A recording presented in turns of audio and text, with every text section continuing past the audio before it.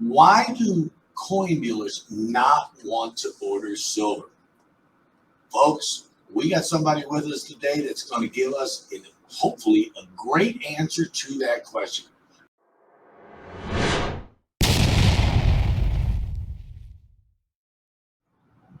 Hi, guys. Today we're going to be talking with Mike from Mid-America Coins.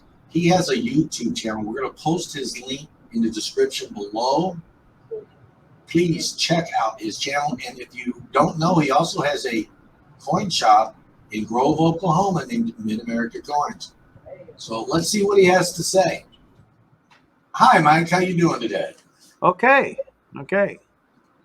So I guess today you want to discuss what's going on with the market and how people are saying no to buying silver. Is that what I take in? Yeah, one of the questions I got for you today is why do some coin dealers not want to order silver? Have you heard anything about that? Oh yeah. There's a couple of different reasons. There is some of the founder companies that if you ain't buying so many ounces, they won't take your orders. On the other hand, the biggest problem that I'm finding, especially with smaller dealers, is they're telling their customers they would let them know when something walks in that they are not going to order because they don't want to wait the 3 to 6 week wait. Uh, even when you're hedging right now, if you're selling faster and it's coming in, you do have to go to a wait. And most people do not want to do a pre-order, and I can't blame them, I guess. The thing is, they can only make so much silver. With some of the mines being shut down and mom and pop stores not getting enough sterling silver to send in the meltdown, that's what's happening. Where you're getting a shortage of this silver stuff because 90% is not being melted down anymore. You can't even keep that in the store right now. So basically, what you're saying is everything's selling really fast, and dealers don't want to order. Are they worried about it possibly going down before they get it, or is it just a matter of tying their money up in the meantime? Well, I think it's a little of both. I think a lot of them are worried about they don't have a lot of money, and if they get it tied up there, that buy comes in, they're not going to be able to buy it. The other thing is because they're not hedgers, they're worried about, well, what happens if the market drops in 3 to 6 weeks? Where do I go with it now? I ain't got it sold yet because my customers didn't take a pre-order. Do I want to sell it for less than I paid for it? That's stuff you got to put in your head and worry about. The thing is, that's why here we hedge. We don't try to worry about that. That's the least of my worries. But I understand where they're at. The thing is, there's just not enough coming through the door, and therefore, dealers that don't do the pre-orders probably going to lose them customers to a bigger store or something else. So what you're seeing is coin dealers that are not ordering silver stand the risk of possibly losing customers. Correct. Now we've all been there. We've all been smaller dealers at one point or another. That's how you start out, unless you just got gobs of money to start. Was it hard for you to work up to the size? How many years did it take you to become as large of a dealer as you are? Well, I tell you, it don't happen overnight. I worked at it as well as we've been doing this for many years.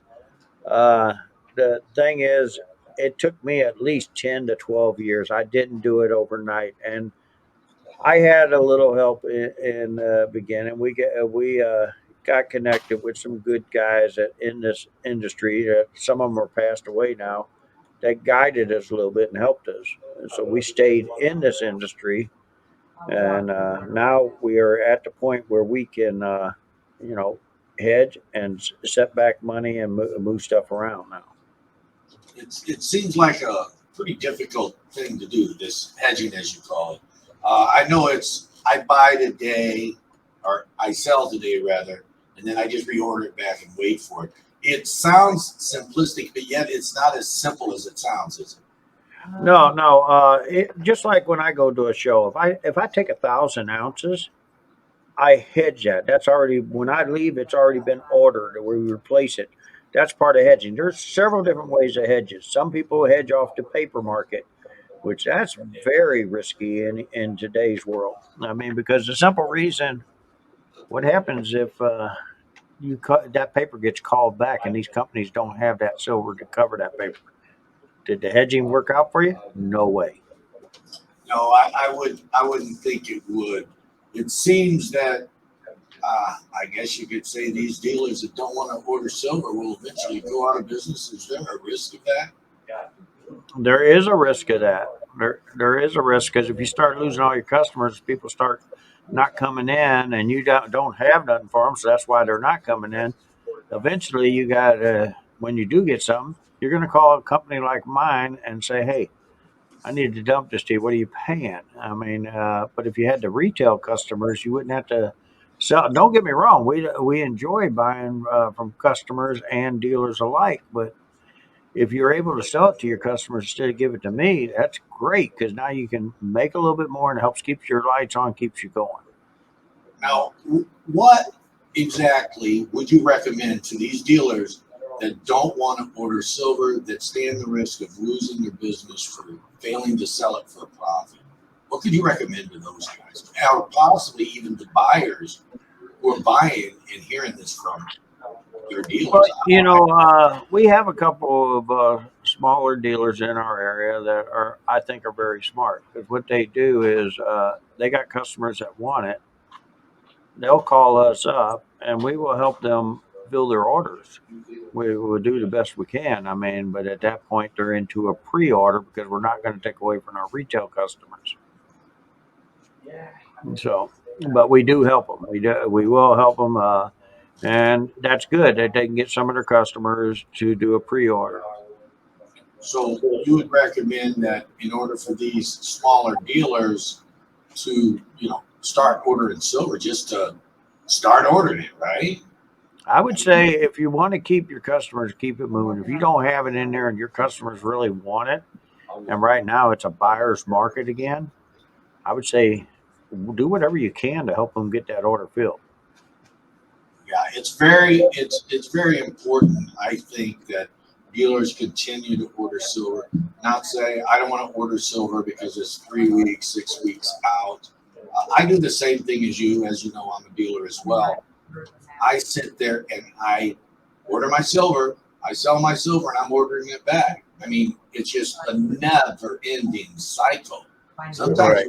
do you ever wonder with your hedging? Do you ever wonder if you're going forwards or backwards? Has that ever crossed your mind at all? Well, not really. I mean, I feel like it. I hedge for the simple reason I don't want to be short. I mean, I want to have silver always on hand. And even for me now, it's starting to get a little harder because we're going through so many ounces a week that every once in a while I run short. So we try to pick up the orders. This week here, we actually added to our order that we didn't even need to hedge, but we did just because I'm afraid we're going to sell short again. Now, here's a question. You're talking about selling short. Here's a question I'm kind of interested in. If you tried to order silver and you couldn't order silver and you wanted to keep a certain amount of silver on hand, would you sell your silver to a retail client or a wholesale client? What little bit, let's say you have 2,000 ounces. Would you sell that 2,000 ounces if you couldn't replace it? If I couldn't replace it, and I knew I couldn't, no, I would not. That is a good thing to hear, I suppose, because obviously the silver is worth more than the fiat. However, don't get me wrong, cash is important. You need it to pay your bills. But a lot of dealers are that way. I like to replace my silver as I sell it. Have you sold your silver and found out you couldn't replace it? I have not, but I did one time get into my personal stash, and I got a little worried on the gold part because that I found out that the at that point the Canadian Mint shut down for a couple of weeks, and it made me sweat because I stacked maple leaves.